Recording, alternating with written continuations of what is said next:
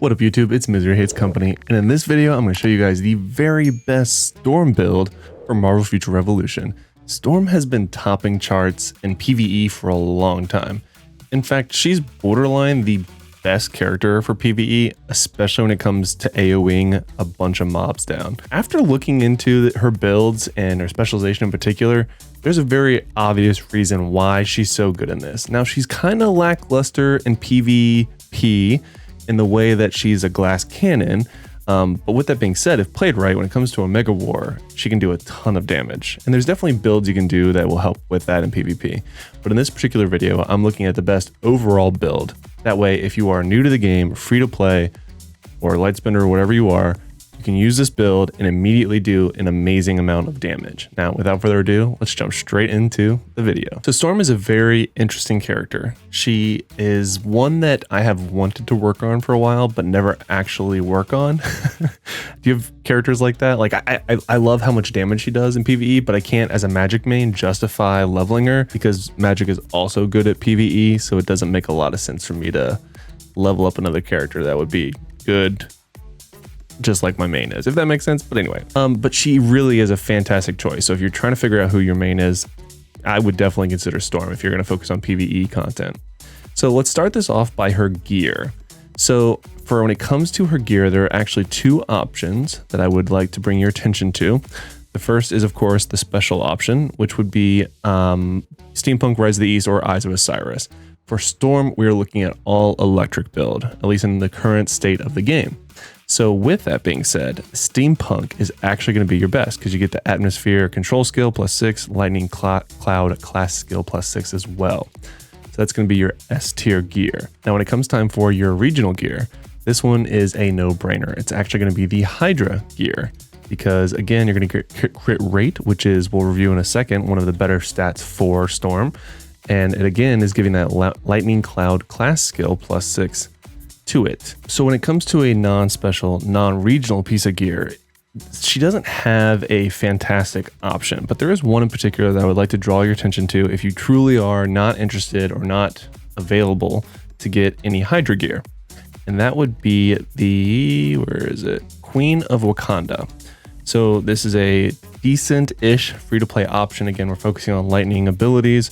So attack at the 2 set, 3 set is defense pierce. And that's why it really is kind of lackluster, because that defense pierce is like really more towards PvP. I mean, it helps in PvE, but it really is much better in PvP. And then, but you do get the lightning attack skill +6, which is great.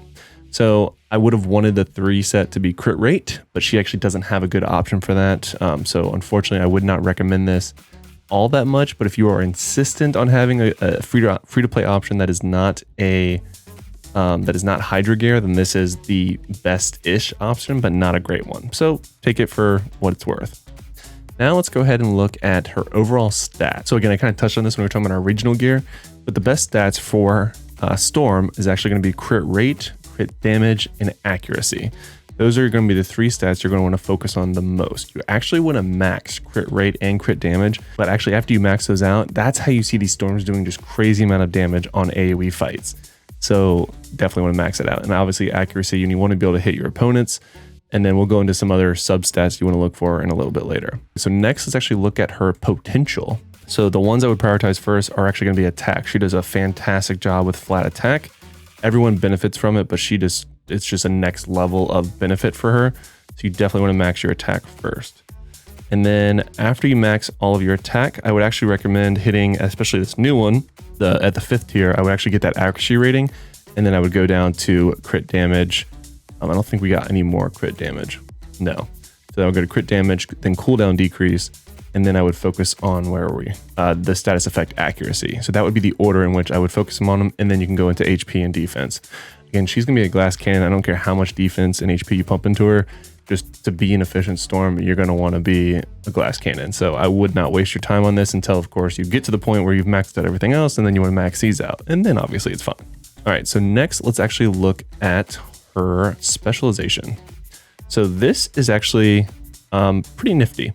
So Storm is fantastic in terms of her specialization, in my opinion. I think, like, I'm jealous as a Magic main from the specialization traits that she has, because it feels like all 4 are perfect for her. So the first one we're going to touch on is Rain Ritual, which is increased shock damage by 0.5 for each equipped Lightning Cloud class skill. So again, if you're running all lightning skills, this is a nice little bonus to just flat attack, and it's to all your skills at that point if you're running, again, just straight shock. Now, this is actually the one that I would pick first and max first. That's one I would actually bring attention to. The next one is going to be Thunderbolt. Give them the Thunderbolt. Let me know in the comments below if you know what that reference is from. God, I hope you do. Anyway, so 5% chance to stack shock by 1 upon applying shock. So you basically get a chance to get another additional shock, which is fantastic, as you can imagine for this build. The next one we're going to look at is, where are we at? Rainy Season. Increase all skill damage dealt to enemies by a flat amount or percent amount, and then required stamina by a percent amount as well. So basically, costs more to do your skills, but you do more damage. And yes, I did just say do in a video. But again, this is a really good, again, just straight glass cannon. You do your full rotation, and in some cases, you can actually one-shot people with Storm, which is fantastic. Now, this last one, I had to read it like 3 or 4 times when I found it, because it is so good. And that's going to be Lightning Rod. So creates a chain lightnings that spread to up to 3 enemies to deal equal to a percent amount of attack when attacking. The cooldown's only 8 seconds, and it's orange, which means it looks like it could go up incrementally, but it's really good. At 0, it's at 13.5%. So this just means every time you attack, you just hit 3 more people. So that's how you see Storms being in like the middle of a dungeon, just blowing up everything and getting to the top of the charts really, really quickly. So that is the 4 that I would recommend. And speaking of recommending, if you're having a hard time remembering them, this is kind of nifty. You can actually go to the recommended tab and attack focused, and these are all 4 that I just recommended to you. So for once, the recommended specialization tab is actually worth it.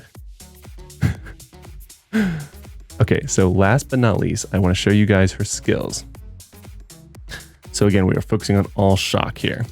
So for the first one, it is this bottom one. At the 1, it is Weather Witch Electrocution, and that does 1,311 damage. I do have it at level 15, but again, with Hydra Gear, you'd have it even higher. The stamina is pretty heavy, but again, that's going to be what this build is all about, is heavy stam, with a decent cooldown of 21 seconds, and it just does a ton of damage for you. Single target. The next one is going to be Lightning Attack, Thunder Crash. So this does 789% shock damage, and it has a pretty low cooldown, but it's AoE, and it has a very large AoE. So this is how you can really do a ton of damage. And then of course it applies shock, which at full stacks, you lower the opponent's attack by 30% for 8 seconds, which is a buff compared to what it used to be. I want to say it was like 6 seconds, and they buffed it up to 8. So it's pretty nice. The next one we're going to look at is this one, Atmospheric Control, Electric Explosion. So this one is, there's a lightning sphere to deal 386% shock damage. An electric current that deals damage over time will be created at the explosive site. Again, another just AoE ability, very short cooldown, less than 10 seconds at base, which is fantastic. Next up, we are doing Wall of Wind, which is decreasing cooldown by 43%, almost 44% for 8 seconds, which is huge. This is at level 15, of course. It technically is an air current skill, so I would note that it does not benefit from the all electric build that you're doing. But if you wanted to, you could play around with this one, which is Lightning Cloud.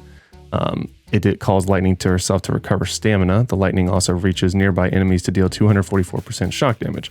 So again, it's this is a decent option. It depends on where you are with your stats. So if cooldown is an issue for you and you don't have a lot of cooldown in your build, then go with Wall of Wind. But if you have a lot of cooldown and stam is an issue, then you can rock Nature Strength, which is this one, and that's where you get, again, another Lightning Cloud class skill that does damage, not a lot, but it also gives you stamina, which is fantastic, and it actually benefits from your specialization because that would be another Lightning Cloud class skill in your rotation. So again, these two are kind of interchangeable depending on what your specific stats look like in your build.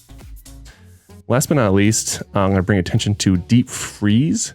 So this one is, again, another single target build. So it's really great for your boss fights. drops 6 large hailstones on the enemy location to deal 1033% chill damage.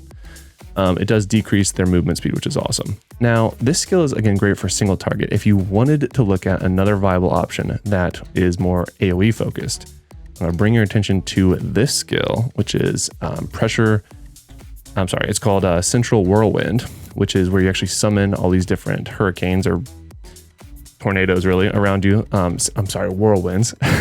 By the name, I should have known that. Since whirlwinds around her to deal 904% damage, again at max level, it is an air current class skill, so please note that. But it's also push them back. It also covers a huge amount of space. It actually looks like it might be slightly bigger than our other AoE ability, but I just call attention to that because these two skills for the last one really are good interchangeably depending on what you're fighting. So is it an AoE fight? You might want to rock this one.